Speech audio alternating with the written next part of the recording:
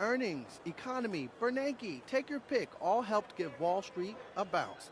The Dow and S&P 500 set lifetime closing highs, but nervousness ahead of after-the-bell earnings put a lid on the Nasdaq. A double whammy at Microsoft, sales of Windows software hurt by the shrinking PC market, while weak demand for its Surface tablet resulted in weaker than expected profits. Over at Google, ad pricing, which is the search giant's major source of revenue, down last quarter after falling the previous quarter.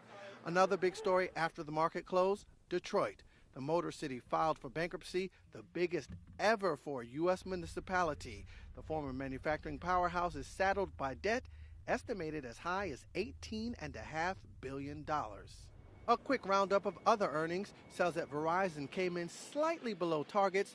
The telecom company says government and corporate customers cut back on traditional phone service.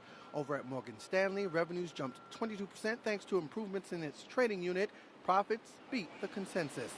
Federal Reserve Chairman Ben Bernanke on Capitol Hill for a second day, this time speaking with the Senate Finance Committee. With inflation below target and with unemployment still quite high, and by some measures with unemployment in some ways being even too optimistic a measure of the state of the labor market, given some of the other statistics that you cited, that both sides of our statutory mandate are suggesting that we need to maintain a highly accommodative monetary policy for the foreseeable future. Incoming data more upbeat than in recent days. Business activity in the Mid-Atlantic expanded to its fastest pace in more than 2 years, and first-time claims for unemployment benefits dropped to the lowest since March.